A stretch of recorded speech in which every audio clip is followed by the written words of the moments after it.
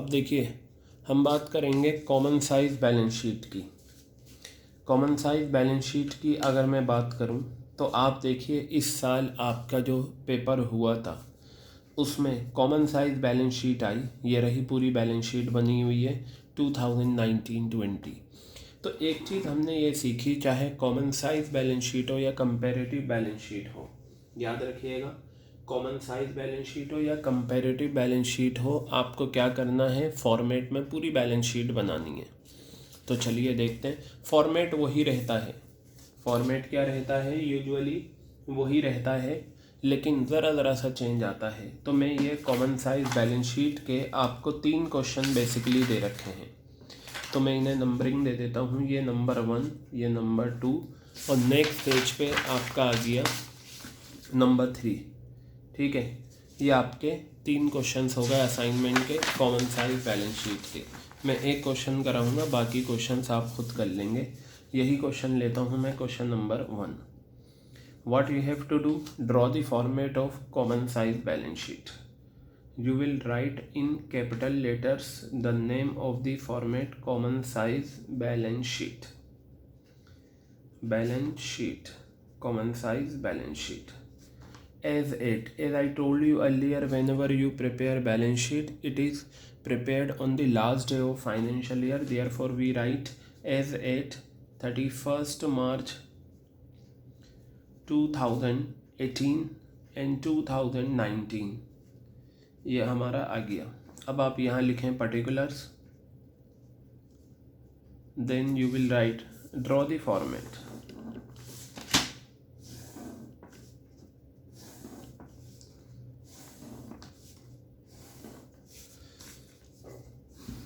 देखिए, ये previous year है आपका 31 मार्च 2018, 31 मार्च 2019।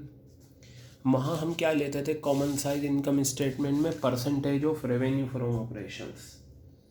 यहाँ हम लेंगे percentage of balance sheet total, percentage of balance sheet total. तो ये प्रीवियस ईयर हमारा क्या है, 31 मार्च 2018 का हम लेना है, और ये 31 मार्च 2019 का परसेंटेज लेना है। क्लियर हो गई बात। फ़िलहाल आप क्या करें, वहाँ हम क्या लेते थे, रेवेन्यू फ्रॉम ऑपरेशन पे परसेंटेज लेते थे, यहाँ बैलेंस शीट के टोटल पे लेंगे। पहली बार आप क्या करें, फर्स्ट ऑफ ऑल आप सबसे पहले पूरा फॉर्मेट बैलेंस शीट का कॉपी कर दें जो क्वेश्चन में आपको गिवन है। तो पता चला, चाहे कॉमन साइज बैलेंस शीट हो या कंपैरेटिव बैलेंस शीट हो, ठीक है, आपको क्या करना है, आपको एज इट इज़ कॉपी कर देना है फॉर्मेट। शेयर होल्डर्स फंड्स, ये आ गया। फिर ये सेकंड नंबर पे है नॉन करंट लाइबिलिटीज़। क्या है, नॉन करंट लाइबिलिटीज़।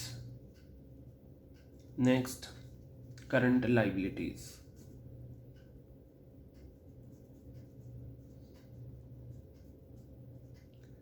देखिए, प्रीवियस ईयर बाद में गिवन है, 10 लाख से 20 लाख हुआ, तो आप यहाँ लिखें 10 लाख रुपीज़, और यहाँ पर आप लिखेंगे कितना, 20 लाख रुपए। ये आ गया आपका 20 लाख रुपए। ठीक है, उसके बाद आप लीजिए 5 लाख रुपए नॉन करंट लाइबिलिटीज़, और ये 20 लाख रुपए आ गया करंट लाइबिलिटीज़। 5 लाख रुपए ये आ गया, और ये आ गया 10 लाख रुपए। आप टोटल कर दीजिए, टोटल 10 लाख, 5 लाख, 5 लाख, 20 लाख रुपए ये आ गया, 20 लाख, 20 लाख, ये 50 लाख रुपए आ गया। तो ये आपका लाइबिलिटीज़ का टोटल आ गया। अब मैं बात करता हूँ असेट्स के टोटल की। तो ये आपका सेकंड नंबर पे असेट्स दे रखा है। असेट्स में आपको दे रखा है नॉन करंट लाइबिलिटीज़। आप लिखेंगे यहाँ पर नॉन करंट लाइबिलिटीज़, ये आ गया। और ये दूसरे नंबर पे आपका आ गया करंट लाइबिलिटीज़। क्या आ गया, करंट लाइबिलिटीज़। लीजिए, non current liabilities and current liabilities, sorry current assets, assets लेना है इसे, असेट्स। और ये क्या आ गया आपका, करंट असेट्स आ गया। तो अब यहाँ पर आप देखिएगा नॉन करंट असेट्स में आपके पास आ जाएगा 12,50,000 रुपये, and here you will right 30 lakh rupees, यहाँ 7,50,000 रुपये, और ये 20 लाख रुपये। ठीक है, अब आप क्या करें, दोनों का टोटल कर दें। इन दोनों का टोटल करेंगे 12,50,000, 7,50,000 कितना हो गया 20 लाख रुपए, और ये 30 लाख, और ये कितना आ गया 50 लाख रुपए। ये आपका टोटल आ गया। बस अब आप ये बैलेंस शीट आपकी बन गई है। ठीक है, इस बैलेंस शीट में आपको क्या करना है, ये 2 कॉलम और बनाने हैं। क्या है, percentage of balance sheet total. कहने का मतलब ये है, अगर आप प्रीवियस ईयर वाली फिगर लेंगे, जैसे प्रीवियस ईयर में शेयर होल्डर फंड से 10 लाख का, मुझे इसकी परसेंटेज लिखनी है, तो ऊपर मैं 10 लाख रखूँगा, और नीचे क्योंकि ये प्रीवियस ईयर है ना, प्रीवियस ईयर का बैलेंस शीट का टोटल देखिए 20 लाख 20 लाख है, तो 10 लाख को 20 लाख से डिवाइड करूँगा, इंटू 100 करूँगा, फिर 5 लाख को 20 लाख से डिवाइड करूँगा, इंटू 100 करूँगा, 5 लाख को 20 लाख, मतलब प्रीवियस ईयर की ये जो परसेंटेज आप लिखेंगे, प्रीवियस ईयर की ये परसेंटेज जो आप लिखेंगे, सबके डिनोमिनेटर में आपको बैलेंस शीट का टोटल रखना है। क्या रखना है, बैलेंस शीट का टोटल, और वो कितना है 20 लाख। तो मैं चलिए निकालता हूँ यहाँ पर, ये आपका 10 लाख है डिवाइडेड बाय 20 लाख, ये आपका आंसर आ गया 50। ठीक है, आपको पता होना चाहिए कैसे आया, मैं यहाँ लिख देता हूँ 10 लाख, ठीक है, डिवाइडेड बाय 20 लाख। मैं क्या करूँगा, टोटल 20 लाख लिया, इंटू कर दूँगा 100, ये आपकी परसेंटेज आ जाएगी पहले वाले पार्ट की। इसी तरीके से आप दूसरी निकाल सकते हैं,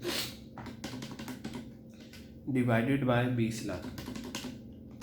बेटा ये 25% आ गया आपका, ये भी 25% आ जाएगा। ठीक है, और ये आपका आ जाएगा, ये तो 100% ही आएगा, डिवाइडेड बाय ये 20 लाख है, डिवाइडेड बाय 100% ही आ गया। अब देखिए 12,50,000 डिवाइडेड बाय 20 लाख, क्योंकि बैलेंस शीट का टोटल लेना, और चाहे असेट्स का टोटल हो या लाइबिलिटीज़ का टोटल हो, वो बराबर आता है। जब हम प्रीवियस ईयर की परसेंटेज लिखेंगे तो प्रीवियस ईयर की ही इंफॉर्मेशन देखेंगे। तो यहाँ पर ये देखिएगा 12,50,000 डिवाइडेड बाय 20 लाख कितना आ गया, 63% आ गया। फिर उसके बाद है 7,50,000 डिवाइडेड बाय 20 लाख 38% आ गया, और यहाँ पर ये 100%। इस तरीके से ये आपका कॉलम बन जाएगा। अब आप आ जाइए फाइनल वाले बैलेंस पे, तो ये आपका होगा 20 लाख डिवाइडेड बाय 50 लाख कितना आ गया, 40%। ये भी 40% आ जाएगा, ये 20% आ जाएगा। 10 लाख डिवाइडेड बाय 50 लाख, ये 20% आ गया आपका। उसके बाद 30 लाख डिवाइडेड बाय 50 लाख, 60% ही आ गया। फिर है 20 लाख डिवाइडेड बाय 50 लाख, 40% ही आ गया। देन आपका 100% ही आ गया। देखिए इस तरीके से ये आपकी कॉमन साइज़ बैलेंस शीट बन गई। ठीक है, तो कॉमन साइज़ बैलेंस शीट का क्वेश्चन नंबर 1 जो आपका इस साल पेपर में आया था वो हमने बना लिया है। ये रही आपकी कॉमन साइज़ बैलेंस शीट। ठीक है, और ये क्वेश्चन नंबर 1 हो गया। इसमें भी आपको क्या करना है, सिर्फ बैलेंस शीट कॉपी करनी है और इसी तरीके से निकालना है। देखिए ये 17-18 में आया था, यानी कि ये 2 साल पहले क्वेश्चन आया था, और ये रहा थर्ड क्वेश्चन। इसमें भी बैलेंस शीट बननी है। ये सैम्पल क्वेश्चन पेपर में था। पूरी as it is balance sheet बनाओ और तरीका आपको पता है। तो बेटा ये जो आपके 4 पार्ट थे, comparative income statement, comparative balance sheet, common size income statement, common size balance sheet, ये हमारा कंप्लीट हो चुका है। इससे एक क्वेश्चन हर साल आता है, कभी 3 नंबर में, कभी 4 नंबर में। तो ये सबसे आसान टॉपिक है जो आपका ये फाइनली कंप्लीट हो गया है। ठीक है।